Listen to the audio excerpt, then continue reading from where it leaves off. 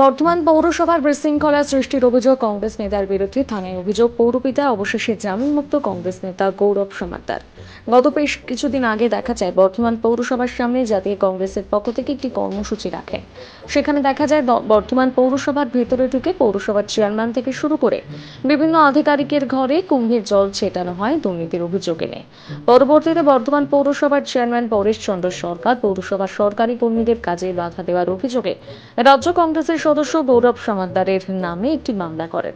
আজ সেই মামলায় জামিন পেয়ে মহাত্মা গান্ধী ভগৎ সিং এর প্রতিকৃতি নিয়ে একটি মিছিল করে বর্ধমান শহরের কার্জন গেটে এসে সংবাদ মাধ্যমের মুখোমুখি হয়ে গৌরব সমাদ্দার জানান, বর্ধমান শহরের বিভিন্ন জায়গায় অবৈধ নির্মাণ নিয়ে সরব হয় জাতীয় কংগ্রেসের পক্ষ থেকে একটি কর্মসূচি রেখেছিলাম। বারবার আমি অবৈধ নির্মাণ নিয়ে সরব হয়েছি বলে আমার নামে মিথ্যে মামলা করেছে। প্রশাসনকে কাজে লাগিয়ে কংগ্রেসকে রাখা যাবে না, আগামী দিনেও সরব হব। শুধু তাই নয়, তিনি বর্ধমান পৌরসভার চেয়ারম্যানকে চ্যালেঞ্জ করে বলেন, উনি মিডিয়ার সামনে বসুক, আমি তথ্য প্রমাণ সহকারে বর্ধমান শহরের কোথায় কিভাবে অবৈধ নির্মাণ হচ্ছে সমস্ত কিছু ওনাকে দেখিয়ে দেব। আমাদের এইভাবে মামলা করে রাখা যাবে না। অন্যদিকে কংগ্রেস নেতা গৌরব সমাদ্দারের আইনজীবী তথা কংগ্রেস নেতা বলেন, পরেশবাবু তো মামলা করেছেন, তাই আগামী দিনে ওনাকে কোর্টে আসতে হবে সাক্ষী হিসেবে। উনি যেন প্রিপারেশন নিয়ে আসেন, না হলে উনি যেই ধুতি পরে আসবেন সেই ধুতি পরে যেতে পারবেন না।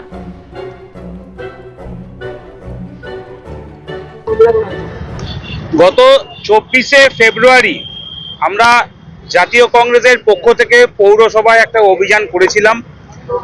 সেই অভিযানকে ভয় পেয়ে আমাদের অভিযানটি ছিল বর্ধমানে যে অবৈধ নির্মাণ ব্যাঙের ছাতার মতো গজিয়ে উঠছে তার বিরুদ্ধে আমরা অভিযান করেছিলাম, এবং সেই অভিযানকে ভয় পেয়ে পৌরপতি কোনো রকম সদ উত্তর না দিতে পেরে তিনি আজকে ভয় পেয়ে আমার বিরুদ্ধে মামলা করেছেন, যাতে আমি ভয় পেয়ে যাই, আমরা আমাদের আন্দোলনকে থামিয়ে দিই। কিন্তু উনি মূর্খের জগতে বাস করছেন। চেয়ারম্যানকে পরিষ্কার ভাষায় বাংলা ভাষায় বলে রাখতে চাই, আপনি যদি ভাবেন কংগ্রেসীদেরকে মিথ্যা মামলায় ফাঁসিয়ে আপনি ভয় দেখিয়ে দমিয়ে রাখবেন, আপনি মূর্খের জগতে বাস করছেন। আপনি সাপের লেজে পা দিয়ে ফেলেছেন। আগামী দিনে দায়িত্ব নিয়ে বলে দিচ্ছি, বর্ধমান শহরে অবৈধ নির্মাণ নিয়ে পৌরসভার দুর্নীতি নিয়ে আমাদের আন্দোলন আরো তীব্র থেকে তীব্রতর হবে। আপনার যেখানে যত মিথ্যা মামলা করার আপনি করুন, আমরা বর্ধমান পৌরসভার দুর্নীতি নিয়ে সরব হয়েছি, সরব হব, এবং আপনার মিথ্যা মামলাকে আমরা ভয় করি না। মামলাটা কি অভিযোগে করেছিল? আপনাকে ভেতরে প্রবেশ করেছিল, বিনা করেছিল, সেই কারণে পৌরসভার পাবলিক প্লেস, সেখানে আন্দোলন করার ডেমোক্রেটিক রাইট সবার আছে। সেখানে এন্টার করার জন্য কোনো পারমিশন নিতে হয় আমার তো বাবা জানা নেই। তো সেখানে তারা মিথ্যে মামলা, তাদের কাছে যদি সত্যি তথ্য প্রমাণ থাকে, আরো টেকনিক্যাল যে ভাষায় আমার যিনি পলিটিক্যাল গুরু উনি আজকে এই অ্যাডভোকেট, উনি বিস্তারিত টেকনিক্যাল ব্যাপারটা উনি বলতে পারবেন।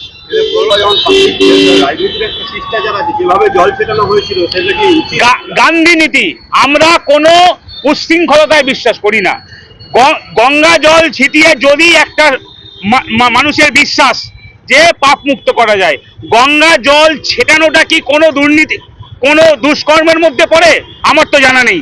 গঙ্গা জল পবিত্রের জল, কুম্ভের জল পবিত্রের জল, এইটা কি এতটাই গায়ে? তার মানে পরিষ্কার যে বর্ধমান পৌরসভায় দুর্নীতি ওতপ্রোতভাবে। আমরা গান্ধী নীতিতে বিশ্বাস করি।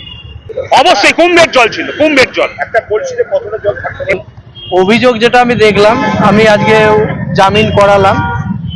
তো দেখুন, যেটা ট্রেসপাসিং দিয়েছে, তাহলে পৌরসভা হচ্ছে পাবলিক প্লেস, সেখানে ট্রেসপাস করার কোনো প্রশ্নই ওঠে না। ওখানে নিশ্চয়ই পৌরসভার ভিতরে সিসিটিভি ফুটেজ পাওয়া যাবে। ওখানে বলা হয়েছে যে সরকারি কর্মীকে কাজে বাধা দেওয়া, সেই সেকশনও রয়েছে। হুমকি, এই সেকশনগুলো লাগিয়েছে যেগুলো সম্পূর্ণ হাস্যস্কর। আর একটা হচ্ছে কুম্ভের জল, ওটা একটা সিম্বলিক প্রতিবাদ। জলেতে কোনো মানুষের কোনো ক্ষতি, সামান্য জল ছিটিয়ে কোনো মানুষের কোনো ক্ষতি হতে পারে বা কোনো কাজকর্মে বাধা হতে পারে, এটা আমার জানা নেই। অল্প যদি সামান্য জলের ছিটে কারুর গায়ে পড়ে, জলের ছিটে, এবং সেটা একদম পিওর ওয়াটার, তাছাড়া তার মধ্যে কোনো রকম কিছু অন্য কিছু নেই, তাই সেই জলেতে কারুর ক্ষতি হয়েছে বলে বা কোনো হসপিটালাইজড হয়েছে বলে কোনো ধরনের কোনো কিছু অভিযোগ কিন্তু আমরা সেখানে দেখতে পাইনি। তাই এটা শুধুমাত্র এই আন্দোলনকে, এই যে দুর্নীতি, এটা গায়ে লেগে গেছে আর কি, দুর্নীতিটা গায়ে লেগে গেছে, এই আন্দোলনটাকে যাতে মানে দমিয়ে দেওয়া যায়।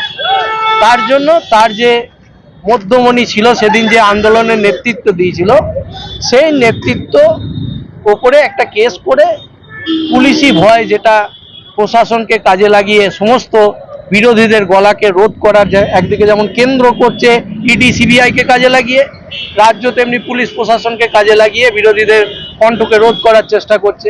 কিন্তু এইভাবে মিথ্যা মামলায়, তবে আমি পরেশবাবু যেহেতু কমপ্লেনটা করেছেন, অভিযোগটা করেছেন, তাই পরেশবাবুকে তো আগামী দিনে কাঠগড়ায় আসতে হবে সাক্ষী হিসাবে। তা উনি যেন ভালো করে প্রিপারেশন নিয়ে আসেন, নাহলে কিন্তু যে ধুতি পরে আসবেন সেই ধুতি পরে বাড়ি ফিরতে পারবেন বলে আমার মনে হয় না।